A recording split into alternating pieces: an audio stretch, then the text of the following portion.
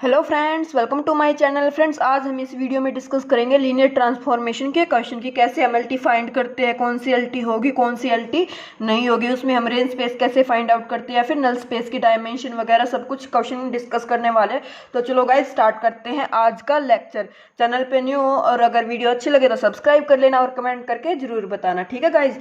देखो first question क्या दिया हुआ गाइज, कंसिडर द मैपिंग। हमें एक मैपिंग दे दी, इसमें फर्स्ट सेकंड थर्ड तीन ऑप्शन है, इनमें से हमें बताना कि क्या एलटी होगा क्या एलटी नहीं होगा। तो देखो कैसे करना है, आर क्यूब से आर स्क्वायर पे दी है, आर थ्री से आर स्क्वायर पे, ठीक है ना। टी एक्स वाई जेड हमें डिफाइन कर दिया, X plus one Y plus Z. R square पे जाएगी तो टू टप्पल में बनेगी हमारे पास, आर थ्री से आर पे जाने लग रही है तो टी एक्स वाई जेड कहाँ पे मैप होने लग रहा है, एक्स वाई पे, और यहाँ पे क्या पे मैप होने लग रही है, मोड एक्स और जीरो पे। तो हमें बताना कि कौन सी लीनियर ट्रांसफॉर्मेशन है और कौन सी नहीं है। तो देखो गाइज कैसे चेक करते हैं, थ्योरी लेक्चर में मैंने बताया था आप लोगों को कि क्या जो एलटी होती है वो टी जीरो को किस पे मैप करते हैं, जीरो पे मैप करते हैं, मींस आइडेंटिटी उसमें जीरो जाएगी ना। तो फर्स्ट क्वेश्चन में देखोगे जब आप लोग, तो इसमें X Y Z T zero का मतलब क्या होता है, जितने भी टप्पल है हमारे यहाँ पे आर थ्री है तो टी जीरो जीरो जीरो को किस पे सेंड करेगी, टी जीरो जीरो जीरो को किस पे सेंड करेगी, यहाँ पे आर स्क्वायर, यानी कि जीरो और जीरो पे सेंड करना चाहिए, लेकिन यहाँ पे तो वन और जीरो पे सेंड करने लग रहा है। यहाँ पे ये जीरो इसमें आइडेंटिटी तो गई नहीं, तो ये एल टी नहीं होगी हमारे पास। सेम जब आर क्यूब से आर पे जाएंगे तो ये एक्स वाई पे सेंड करेगी। तो मैंने आप लोगों को बताया था कि जब भी हमारे फंक्शन मल्टीप्लीकेशन में हो जाते हैं या फिर जैसे पावर दे देते हैं, एक्स स्क्वायर दे दे या फिर वाई स्क्वायर दे दे, इस टाइप का कुछ भी दे दे तो वो कभी भी एल टी नहीं होता। क्यों नहीं होता है, प्रूफ करके बताया था कि मान लो आप आर थ्री के टप्पल लेना, वन जीरो जीरो ले लो और एक क्या ले लो, जीरो वन जीरो ले लो, उनका सम करोगे और उनको अलग अलग खोलोगे। जो एल टी की डेफिनेशन होती है हमारी, T x plus y equal to T x plus T y और T alpha x equal to alpha T x, तो ये इसमें सेटिस्फाई नहीं होगी। अल्फा टी एक्स आना चाहिए, लेकिन यहाँ पे जब आप पुट करोगे तो अल्फा एक्स अल्फा वाई आके वो अल्फा स्क्वायर हो जाएगा और वो अल्फा एक्स के इक्वल नहीं आएगा, तो इसमें कंडीशन होल्ड नहीं होगी, तो ये भी एलटी नहीं होगी। मोड एक्स भी मैंने आप लोगों को बताया था कि मोड एक्स जो होती है हमारे पास वो भी एलटी नहीं होती। क्यों नहीं होती है, क्योंकि पॉजिटिव नेगेटिव जब सम करोगे तो वो इक्वल नहीं आएगी, जो एडिशन वाली कंडीशन है वो होल्ड नहीं होगी उसमें, ठीक है ना। तो ये भी एलटी नहीं होगी। तो कौन सी एलटी हुई, इनमें से कोई भी एलटी नहीं होगी, तो ऑप्शन डी क्या हो जाएगा यहाँ पे करेक्ट हो जाएगा, ठीक है ना। प्रूफ मैंने लीनियर ट्रांसफॉर्मेशन जब कराई थी तो इनके करा रखे, यहाँ पे हम क्वेश्चन प्रैक्टिस करने लगे तो गाइस ज्यादा प्रूफ भी नहीं होगा ना, ये तो जस्ट बेसिक क्या था, एक एलटी ही चेक करनी थी। अभी उसके बाद देखो इसमें क्या दे दिया, ए linear transformation T R square से आर स्क्वायर जाने लग रहा है सच डेट टी थ्री वन को मैप करता है टू माइनस फोर पे और टी वन वन को मैप करता है जीरो टू पे। तो हमें वैल्यू बतानी है टी सेवन एट की क्या होगी। तो हम कैसे फाइंड आउट करते हैं गाइज, हमें इनको लीनियर कॉम्बिनेशन में लिखना होता है जो हमारे बेसिस दिए हुए। तो एक्स वाई क्या आ जाएगा, A three one plus B one one, ए और बी की यहाँ पे क्या निकालेंगे, हम वैल्यू निकालेंगे। दोनों इक्वेशन को सोल्व किया, वैल्यू निकाली, वैल्यू को उठा के क्या कर देंगे, इस इक्वेशन एक में पुट कर देंगे और फिर इस पे क्या अप्लाई कर देंगे गाइस, टी ऑपरेटर अप्लाई कर देंगे। तो टी एक्स वाई कितना आ जाएगा, ए टाइम्स टी थ्री वन और बी, क्योंकि टी एफ जो टी ऑफ एल्फा एक्स होता है वो हमारे पास क्या हो जाता है, टी ऑफ एल्फा एक्स हो जाता है, तो इसलिए जो ए है वो बाहर ही रह जाएगा, टी यहाँ पे अप्लाई हो जाएगा। ए की वैल्यू पुट कर दो, बी की वैल्यू पुट कर दो। तो एक्स वाई यहाँ पे ए क्या आया था हमारे पास, x minus y by two three one plus minus x plus three y by two one one.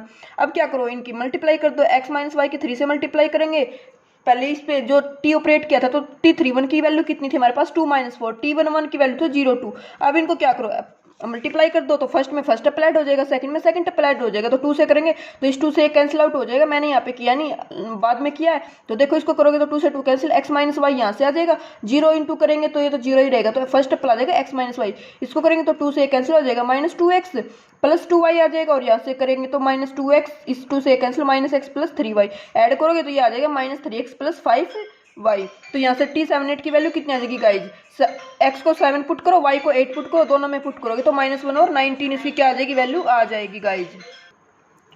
तो इससे हमारा कौन सा ऑप्शन करेक्ट हो गया गाइज, ऑप्शन बी इसका क्या हो गया, करेक्ट हो गया। अभी देखो नेक्स्ट क्वेश्चन क्या दे दिया guys, the unique linear transformation, हमें बताना unique linear transformation T R square से आर स्क्वायर दे दी such that T one two को मैप करता है टू थ्री पे एंड टी जीरो वन को मैप करता है वन फोर पे। तो हमें बताना है वो एल टी कौन सी होगी। तो सेम प्रोसीजर करेंगे, वन टू और जीरो वन को लीनियर कॉम्बिनेशन में लिखेंगे, x y equal to a one two plus b zero one, ए और बी की वैल्यू फाइंड आउट करो, तो ए बी इंटू जीरो करेंगे तो जीरो, कंपेयर कर दो तो यहाँ से कितना आ जाएगा, a is equal to x और फिर यहाँ से आ जाएगा two a plus b is equal to y, a की वैल्यू पुट कर दो तो बी की आ जाएगी वाई माइनस टू एक्स, ए और बी की वैल्यू यहाँ पे टी अप्लाई करके यहाँ पे पुट कर दो, एक्स के ए के प्लेस पे एक्स, बी के प्लेस पे वाई माइनस 2x, और t12 की वैल्यू कितनी थी हमारे पास 2 3, और t01 की 1 4, मल्टीप्लाई कर दो, ये हमारे पास क्या आ गई LT आ गई। देखो y minus 5x plus 4y option एक क्या हो जाएगा, करेक्ट हो जाएगा। देखो गाइज ये तो था हमारा इस क्वेश्चन को सोल्व करके, लेकिन अगर बाय चांस एग्जाम में ये सेम क्वेश्चन आता है, मतलब इसी टाइप का आता है, तो आप कैसे करोगे, आप इसको ऐसे सोल्व नहीं करोगे,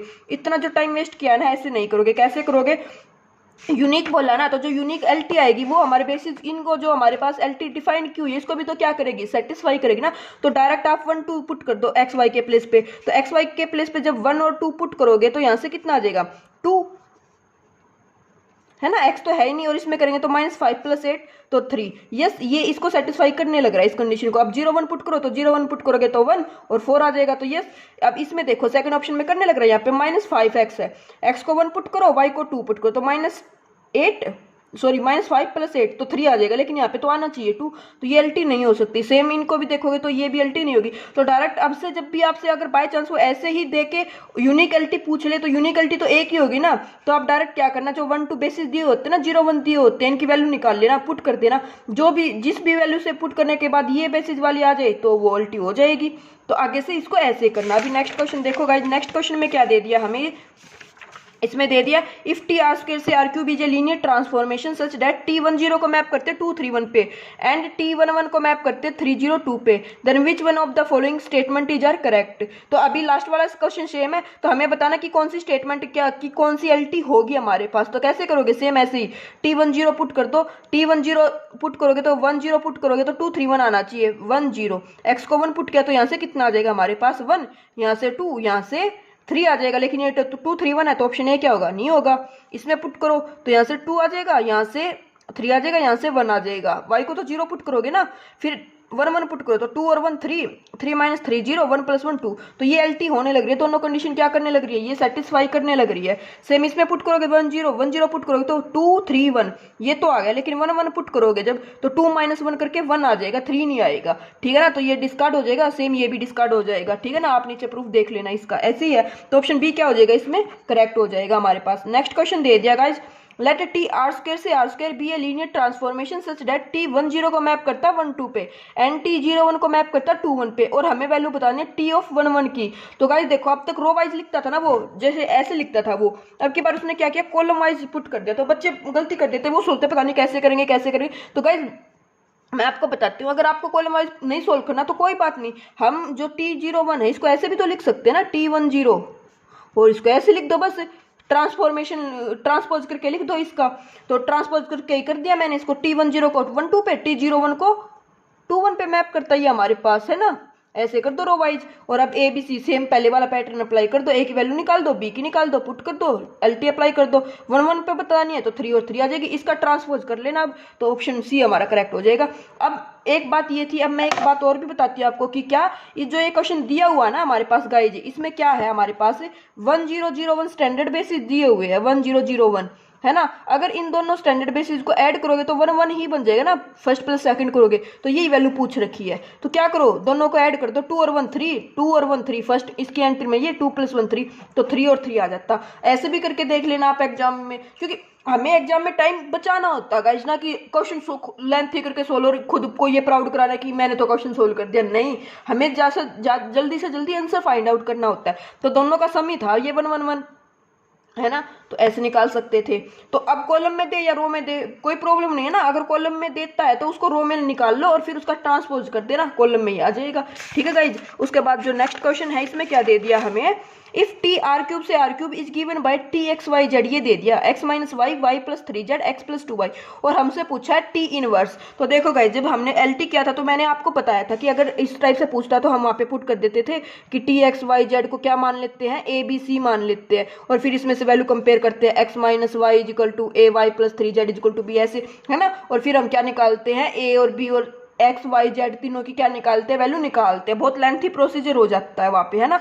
लेकिन अब मैं क्या बताती हूँ, देखो प्रूफ पे ना जाके हम डायरेक्ट, हमें क्या पता है LT है, आर क्यूब से आर क्यूब पे जाने लग रही है तो स्टैंडर्ड बेसिस ले लेते हैं। स्टैंडर्ड बेसिस लेके अगर ये LT डिफाइन हुई होता है, इसकी मैट्रिक्स कैसे बनाती है, इसको रो वाइज पुट कर देंगे, तो टप्पल वाइज पुट कर दो, x y z, x 1 y - 1 z 0 है तो 1 - 1 0 0 1 3 1 2 0, टी ये होगी, हमें क्या पूछा, टी इनवर्स पूछा ना, तो टी इनवर्स निकाल सकते हैं इसका, adjoint of T by determinant of T. Adjoint निकाल लो, डिटरमिनेंट निकालो, करोगे सोल्व तो ये कितना आ जाएगा हमारे पास, यही आ जाएगा। अब ये जो मैट्रिक्स आई है गाइज हमारे पास, इसको क्या, इसको हम फिर से एक्स वाई जेड वाली फॉर्म में लिख सकते हैं ना, तो एक्स वाई जेड वाली फॉर्म में लिख दो, यही आ जाएगा। तो आंसर क्या हो जाएगा हमारे पास इसका, ऑप्शन 2x प्लस जेड, तो ऑप्शन नंबर ए ही क्या हो जाएगा इसका करेक्ट हो जाएगा। देखो जस्ट क्या किया, टी को जो है ना मैट्रिक्स बना दी और उसका इनवर्स निकाल दिया, 3x3 की मैट्रिक्स का इनवर्स निकालना हमें आता है। बताओ अब आपको क्या करना है गाइज, अगर आपको ये पता है ना, थ्योरी अगर समझ में आई हुई है तो फिर क्वेश्चन करने में कोई भी प्रॉब्लम नहीं होगी,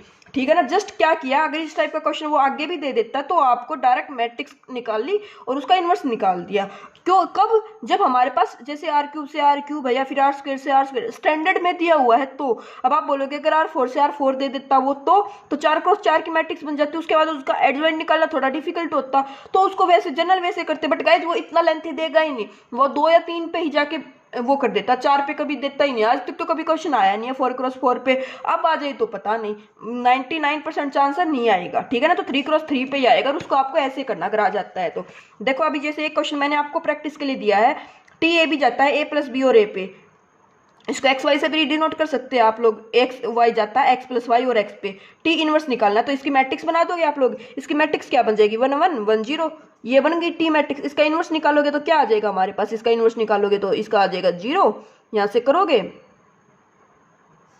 -1 0, और इसका डिटरमिनेंट कितना आएगा -1, उसको 1 से वो करोगे तो यही आ जाएगी हमारे पास, ये आ जाएगी यहाँ पे, सॉरी गाइस यहाँ पे कितना आ जाएगा हमारे पास, ये 1 आएगा, ठीक है ना। अब इसकी मैट्रिक्स बनाओगे तो ये b आ जाएगी और ये -1 आएगा, यहाँ पे b आ जाएगा और a माइनस b आ जाएगा, तो b आ जाएगा a माइनस b आ जाएगा, ऑप्शन बी a क्या हो जाएगा यहाँ से भी करेक्ट हो जाएगा। समझ में आया आपको कैसे किया, जो टी मैट्रिक्स बनी थी इसका क्या निकाल दिया, इनवर्स निकाल दिया और उसको फिर a b की फॉर्म में पुट कर दिया। जस्ट क्या कि इसको जो a और b से मल्टीप्लाई कर दो, जो इनवर्स आया a से करोगे तो यहाँ से b आ जाएगा और यहाँ से करोगे तो a माइनस b आ जाएगा, समझे, ठीक है ना। यहाँ पे भी ऐसे ही किया था, जो ये मैट्रिक्स आ गई थी इसकी एक्स वाई जेड से मल्टीप्लाई कर दी थी और फिर इसको ऐसे पुट कर दिया था, 2x प्लस जेड बाई 1/3 बार ही था, ठीक है ना। तो ऐसे लास्ट में वापस से अगर इसको इस फॉर्म में लेके आना तो एक्स वाई जेड या जो भी नोटेशन चलने लग रहे हैं उसी से मल्टीप्लाई कर देंगे, ठीक है गाइज। तो ये था। अभी इसके बाद देखो नेक्स्ट क्वेश्चन क्या दे दिया, इसमें दे दिया लेट टी r³ से r² पे be a linear transformation given by T x Y z जाता है एक्स वाई पे with respect to the standard basis r³ means standard basis दे दिया हमें r³ के और जो r² के बेसिस दिए वो हमारे पास दिए 1 0 1 1।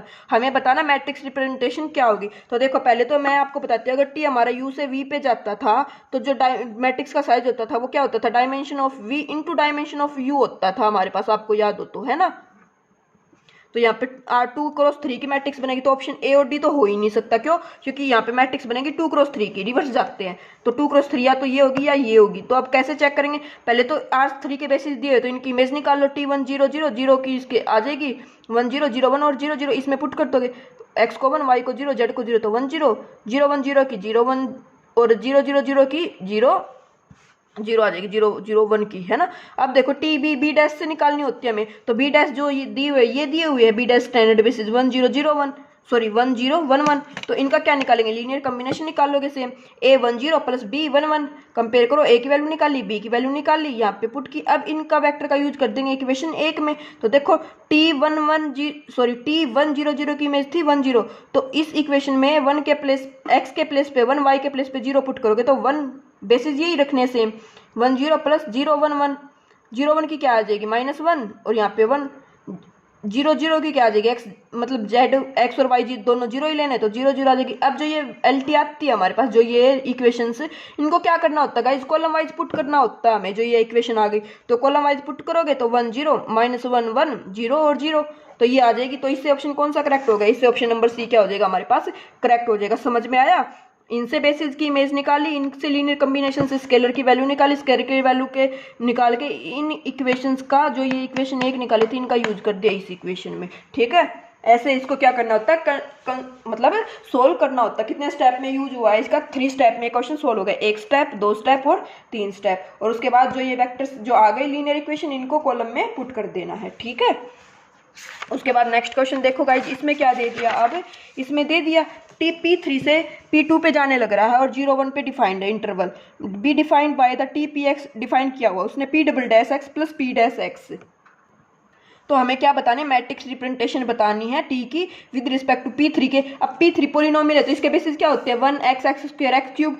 P2 के कितने हो जाएंगे 1x x स्क्वायर, तो यहाँ से यहाँ पे जाते तो साइज मैट्रिक्स का कितना बन जाएगा। P2 पॉलिनोमियल होती है, इसमें नंबर ऑफ टर्म कितनी होती है डिग्री 3 तक जाते हैं ना, 1a0 plus a1x plus a2x square, तो 3x4 मैट्रिक्स का क्या हो जाएगा साइज हो जाएगा। तो ऑप्शन ए और ऑप्शन डी तो क्या हो जाएगा डिस्कार्ड हो जाएंगे, क्यों, क्योंकि ये तो 4x3 है, 4x3 है और हमें पता है मैट्रिक्स का साइज क्या होगा 3x4 होगा।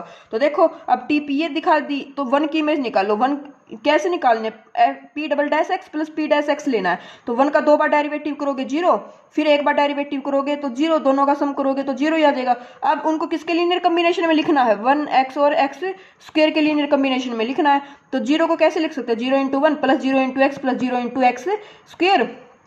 T P x equal to क्या लिया हमने, अब की बार px क्या ले दिया x ले दिया, तो यहाँ पे डबल डेरिवेटिव करोगे तो 0 ही आ जाएगा x का, एक बार डेरिवेटिव करोगे तो 1 आ जाएगा। 1 को कैसे लिख सकते हैं आप लोग इनके लीनियर कॉम्बिनेशन में 1 into 1 plus 0 into x plus 0 into x square. अब एक्स स्क्वायर की निकालो, 2 बार डेरिवेटिव करोगे तो 2 ही आ जाएगा, एक बार डेरिवेटिव करोगे तो 2x आ जाएगा। अब इनको इसके लीनियर कॉम्बिनेशन में कैसे लिखोगे 2 into 1 plus 2 into x plus 0 into x square.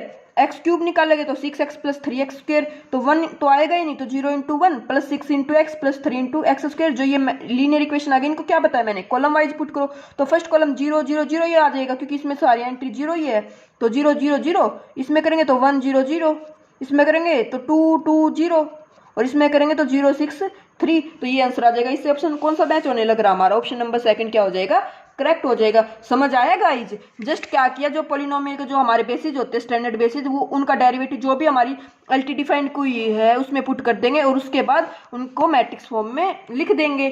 ठीक है, अब ये क्वेश्चन और देखो, जैसे let P2R be the polynomial space with basis 1x x square.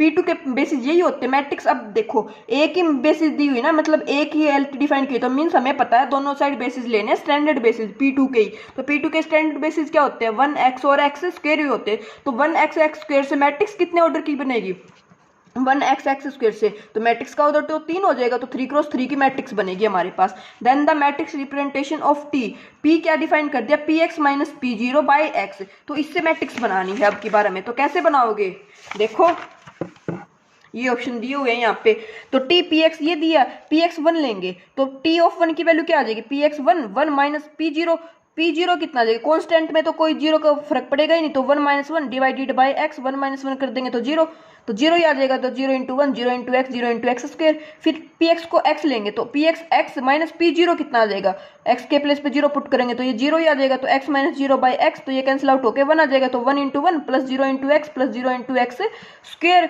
फिर टी पी एक्स को क्या लिखेंगे एक्स स्क्वायर पुट करेंगे, तो टी ऑफ एक्स स्क्वायर की वैल्यू कितनी आ जाएगी गाइज, एक्स स्क्वायर 0 पुट करोगे पी ऑफ 0 की वैल्यू तो 0 ही, x square minus 0 by x, एक एक्स कैंसिल, तो ये x बन जाएगा। तो इसको कैसे लिख सकते हैं 0 into 1 plus 1 into x plus 0 into x square.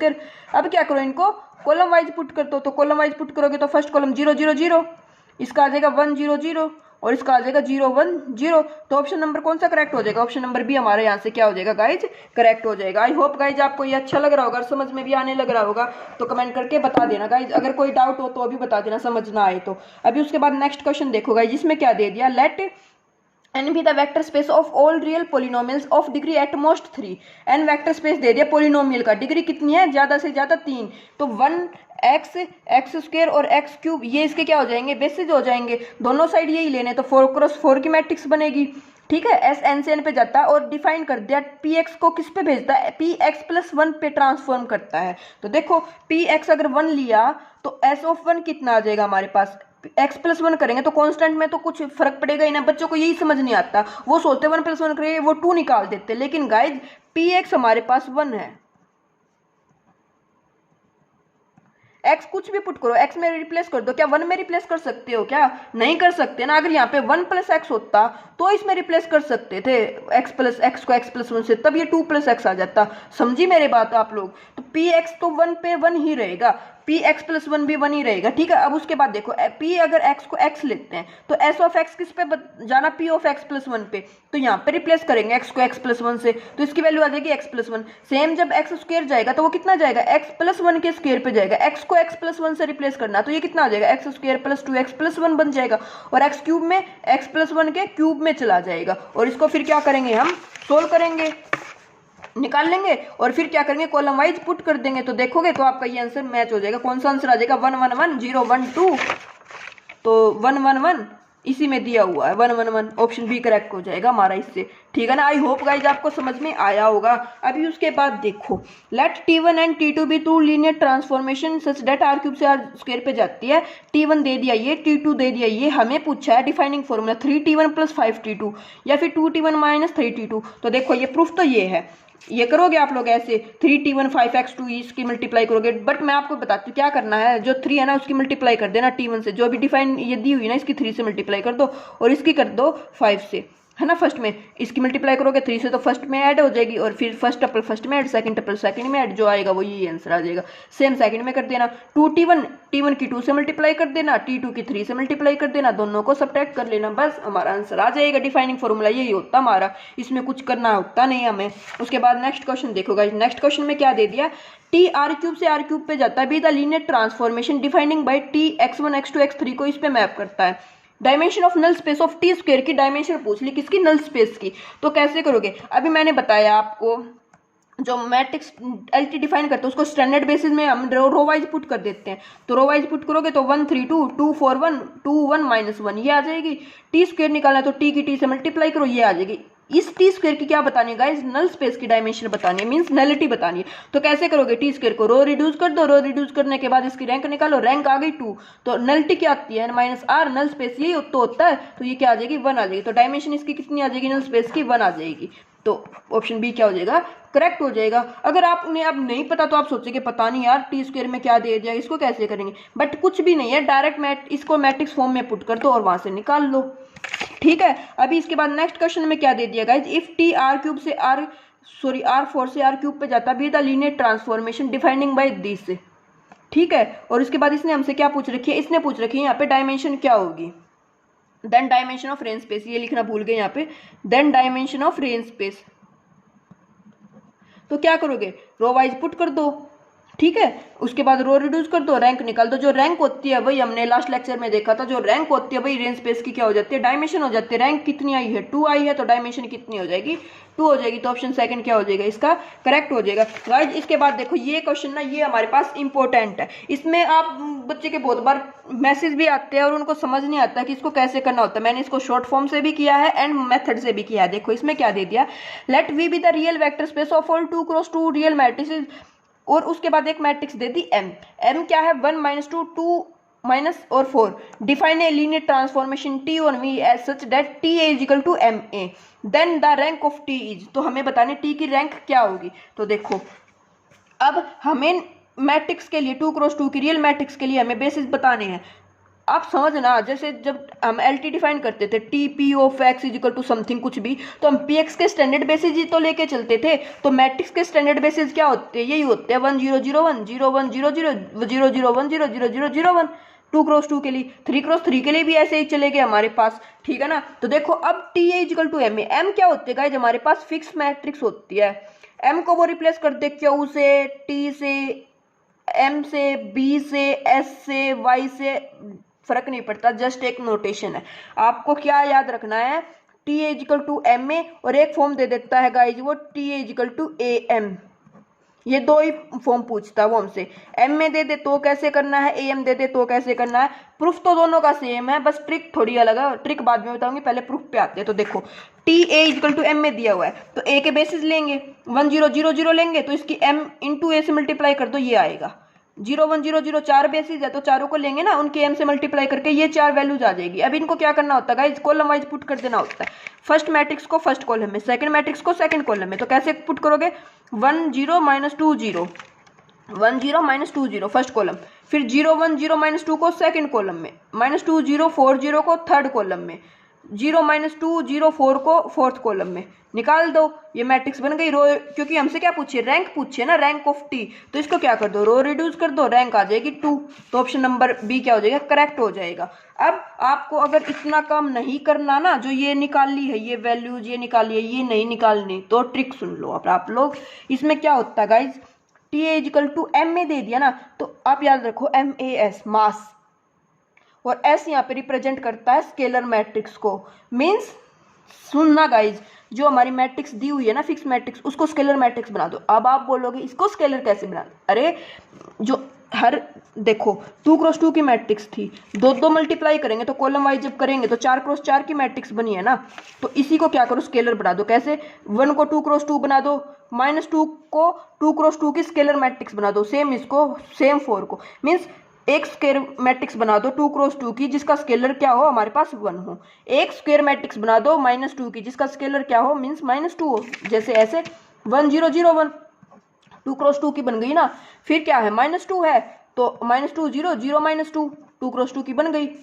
-2 है तो -2 0 0 -2, और फिर 4 है तो 4 0 0 4 बन गई ना। यहाँ पे ये मैट्रिक्स बन गई और यहाँ पे ये मैट्रिक्स बनी थी, सेम है। कुछ किया नहीं किया, जस्ट क्या किया, जो मैट्रिक्स थी उसको स्केलर में रिप्रेजेंट कर दिया, और कुछ भी नहीं किया गाइस, जस्ट क्या किया, स्केलर मैट्रिक्स बना दी, ठीक है ना। अब इसके बाद गाइस जो सेकंड ट्रिक है, जो AM होती है, M फिक्स होती है, याद रखना M में M फिक्स होती है, ठीक है ना। M के प्लेस पे वो क्यों दे दे तो आप डिफरेंट उसको M ही मान लेना, ठीक है ना। अपने क्वेश्चन में पेज पे सोल्व करोगे तो उसको M ही कंसीडर कर लेना। अगर आपको ये याद है कि MAS, या फिर सेकंड के लिए होती है गाइज AMT, सेकंड के लिए, और यहाँ पे T का मतलब होता है ट्रांसपोज। किसका ट्रांसपोज, अभी बताऊंगी। पहले ट्रिक याद करो, मास मास, ठीक है ना, फिल्म से याद कर लेना। S मीन्स स्केलर, और फिर उसके बाद आता है AMT, जैसे यूनिवर्सिटी होती है ना, ऐसे T से ट्रांसपोज याद कर लेना, ठीक है। तो ट्रांसपोज किसका करोगे अभी बताते हो। जो ये मैट्रिक्स M है ना, इसी का ट्रांसपोज कर दो। अब देखो इसमें तो सिमेट्रिक मैट्रिक्स है, तो इसका ट्रांसपोज क्या हो जाएगा, 1 -2 -2 4 0 0, इसको स्केलर, जो ये बाकी के है ना इनको ऐसे, और फिर 1 -2 -2 4, इसको ऐसे बना लो आप लोग, ठीक है ना, स्केलर। यहाँ पे इसका ट्रांसपोज कर देना, यहाँ पे जीरो मैट्रिक्स, यहाँ पे जीरो मैट्रिक्स, यहाँ पे ट्रांसपोज। अगर यहाँ पे सिमिलर ना होते तो आपको डिफरेंस ज्यादा पता चलता, अभी तो ये सिमेट्रिक है तो आपको पता नहीं चलेगा।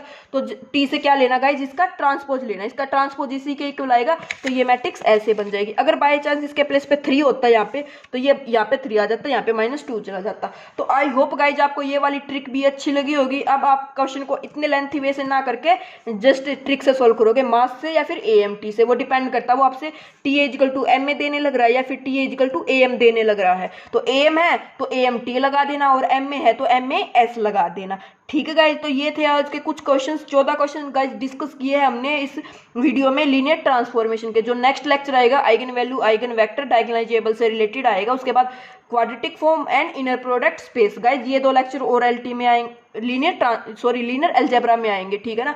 एंड गाइज आपसे एक क्वेश्चन मेरे को, मतलब आप बताओ कमेंट करके कि कॉम्प्लेक्स एनालिसिस के भी 2 से 3 लेक्चर चाहते हो, या कंप्लीट 2 1.5 घंटा जितना भी लगे, कॉम्प्लेक्स एनालिसिस को एक ही लेक्चर में कंप्लीट कर दिया। तो वो आप कमेंट करके बताना कि आप क्या चाहते हो। देखो शॉर्ट रिवीजन तो आएगी, लीनियर की भी, कॉम्प्लेक्स की भी, रियल की भी, लेकिन अभी टाइम कम है। तो आप बताओ कि आप पहले 3 दिन कॉम्प्लेक्स के टॉपिक वाइज लेक्चर चाहते हो, उसके बाद एक कंप्लीट लेक्चर चाहते हो, या डायरेक्ट ही एक कंप्लीट लेक्चर बना दे जिसमें 2 या 2.5 घंटे में, मतलब मैक्सिमम 2.5 घंटे लगेंगे, बट मैं चाहूंगी कि 1.5 से 2 घंटे में ही हमारा कंप्लीट कॉम्प्लेक्स रिवाइज हो जाए। तो आपको कमेंट करके बताना कि आप कैसे चाहते हो कि कैसे उसको करें, ठीक है ना। आई होप आपको आज की वीडियो अच्छी लगी होगी, तो कमेंट करके बता देना, और लाइक भी कर लेना वीडियो को अगर अच्छी लगे तो। Okay, thank you.